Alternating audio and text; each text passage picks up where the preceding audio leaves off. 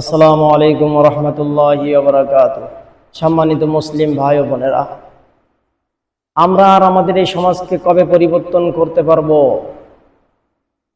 আমাদের সমাজ কিভাবে পরিবর্তন হবে যদি আমরা নিজেরা পরিবর্তন না হই এবং সমাজকে পরিবর্তন না করি? আল্লাহ রাসূল সাল্লাল্লাহু আলাইহি ওয়াসাল্লাম বলেছেন, কুল্লু বিদআতিন দালালা ওয়া কুল্লু দালালাতিন ফিন্নার। বেদাত, সকল বেদাত গুমরাহি পথভ্রষ্ট, আর সকল গুমরাহি পথভ্রষ্টদের স্থান হলো জাহান্নাম। এখন বলুন, বেদাত কি? বেদাত হচ্ছে এমন কিছু যা কোরআন হাদিসের কোথাও নাই, নবীজি করেন নাই, সাহাবীরা করেন নাই, শরীয়তে কোথাও নাই, তা কোনো সমাজে নেকের আশা করে, নেক আমল মনে করে সেটি করা, অথচ শরীয়তের কোথাও নাই, সেটি হলো বেদাত।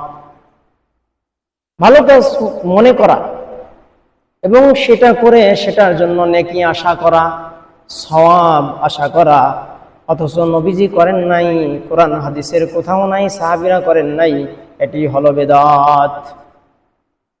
প্রিয় ভাই সব, নবীজির ইন্তেকালের 700 বছর পরে প্রায় এই উপমহাদেশের ভারতে এখানে মুসলিমের দাওয়াত আসে, কালেমার দাওয়াত আসে।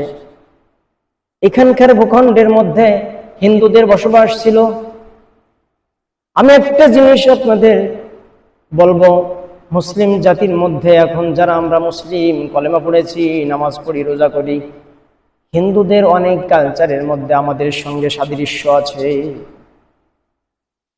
হিন্দুরা যেমনি ভাবে বিবাহ শাদী করে, বিবাহ শাদীকে কেন্দ্র করে রং ছিটাছিটি করে, গায়ে হলুদের অনুষ্ঠান করে, নৃত্য করে, গান বাজনা করে, তেমনি ভাবে মুসলমানেরাও এটা করে থাকে।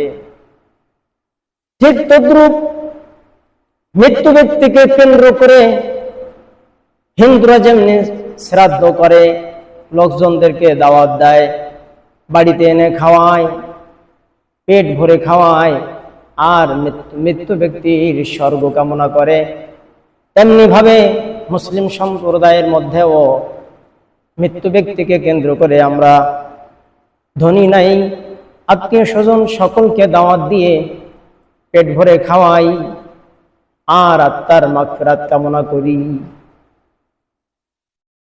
খাওয়ানো তো নিষেধ নেই, শরীয়তে নবীজি খেতে বলেছেন,